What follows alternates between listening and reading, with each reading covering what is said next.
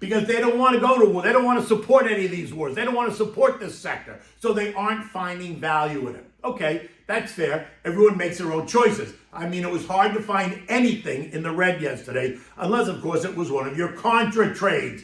And remember, unlike stocks in a long-term account, contra trades are not long-term holdings. They are strategic purchases and sales and should not be a permanent part of anyone's long-term plan. Now, the line's been drawn in the sand. The December FOMC meeting is all but guaranteed to be another pause. But before you go and throw a party, understand one thing. Easing bond yields results in what? Looser financial conditions, which is actually counter to what the Fed wants. He wants to hold rates higher for longer, remaining restrictive in order to convince us and them that they killed the inflation monster. While the market and investors are already pricing in a 2024 rate cut, JJ's going to have to most likely continue to fight that narrative. The tightening that higher yields represented will fade if we get a sustained bond rally that will send yields down, and that will only further complicate JJ's job. Lower yields results in lower rates, which is stimulative, creating demand. And then you know what happens next. The inflation monster is reborn and it's off to the races. So while I agree that we're in pause mode for now, I remain in the camp that the Fed is not cutting rates as the market expects.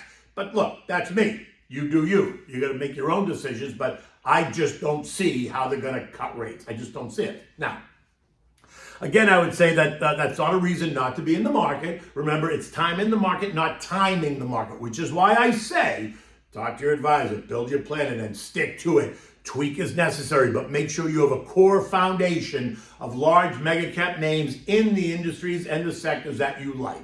Look, I'd love to see the market go higher, and I would love to see us avoid a recession. And while I'm not convinced yet that that's going to happen, the recession part of it, the market should continue to enjoy higher prices as it digests the fact that we are most likely at the peak in rates.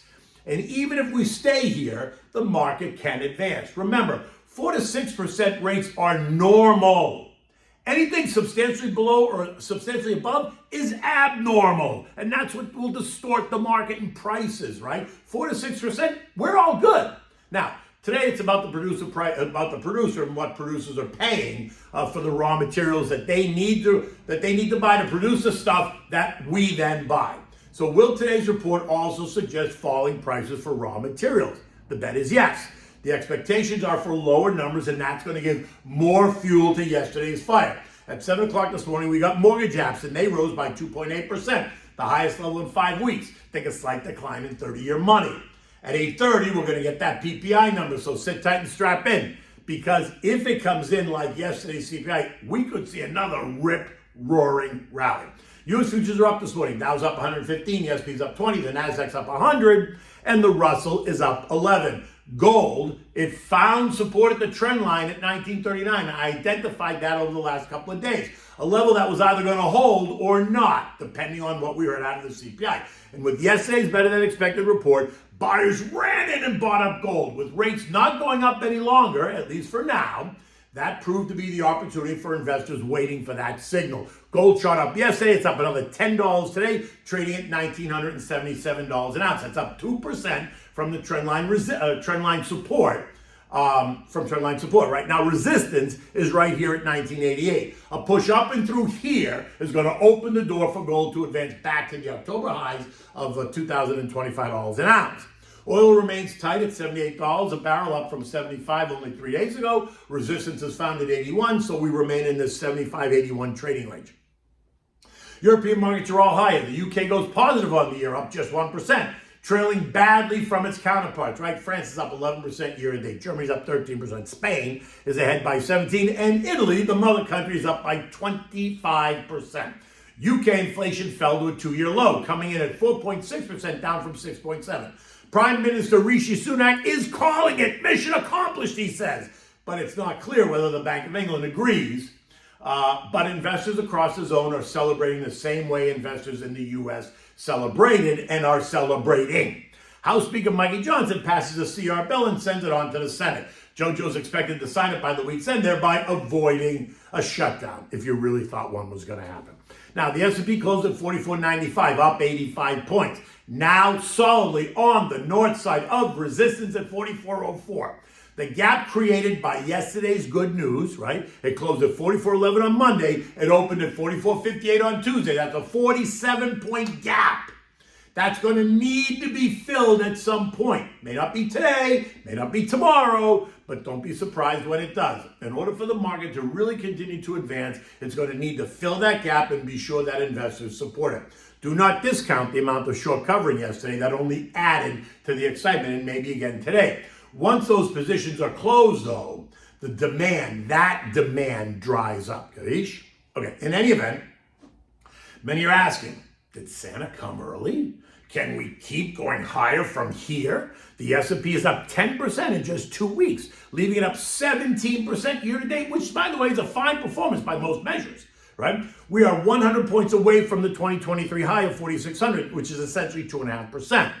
Can we do it? Of course we can, especially if JJ wavers at all on the rate cut story. In any event, don't go chasing names that you already own on the up days, unless you just can't help yourself. Sit back, do your homework, and then move appropriately. Call me to discuss. Remember, this is a long game. Investing is dynamic, not static. So stay on top of what you own and feel free to talk to your advisor. Okay, so what do we have for dinner? This is not dinner, it's another dish, vegetable dish for your Thanksgiving table.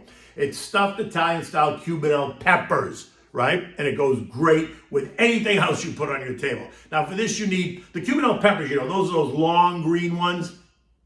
They're kind of sweet, they're not hot, and you use them for stuffing, right? You're gonna pick up a dozen or so from the store, and then you're gonna try this recipe. So for this, you need the Cubanelle peppers, you need the Italian seasoned breadcrumbs, and you need olive oil, right? You're gonna preheat the oven at 375 degrees. You're gonna cut the top off the Cubanelle pepper, take the seeds out. Put the breadcrumbs, you're gonna take the breadcrumbs, put them in a bowl. You're gonna add olive oil to the breadcrumbs, just enough to get them wet.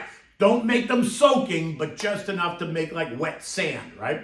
Now, using a teaspoon, carefully stuff the pepper, pushing the breadcrumbs deep into the pepper with your finger if you need to. Once it's stuffed, place each pepper in the baking dish. So you put, like head to toe. Do it like that so that they fit nice. Now, drizzle the peppers just with a tiny bit of olive oil, not too much because they're going to make their own oil anyway. Now, cover them with tinfoil tightly. Place them in the oven. Bake them for about 40 minutes. And remove the foil and then leave them in the oven so they brown up just a little bit, right? Now, if it's made too much oil, just take a spoon and take some of the oil out, right? Because it may have made a lot of oil, depending on the peppers, depending on how much oil you put in the breadcrumbs. Now, let them brown for another 10 or 15 minutes or so. Just keep your eyes on them. Remove them and then let them stand a little bit to cool down. Now, if you overstuff them, then you're going to expect to see some of the stuffing come out of the pepper. It's no problem. It's all good, right? Just serve alongside the other veggies at your Thanksgiving table. Trust me, these will soon become a fan favorite because people will ask you to make them and then make them again and then make them again. In any event, it's Wednesday. It's kind of cloudy here. It rained off and on all day yesterday and all night last night. It looks like it wants to rain again. But we'll see. In any event, until tomorrow, take good care.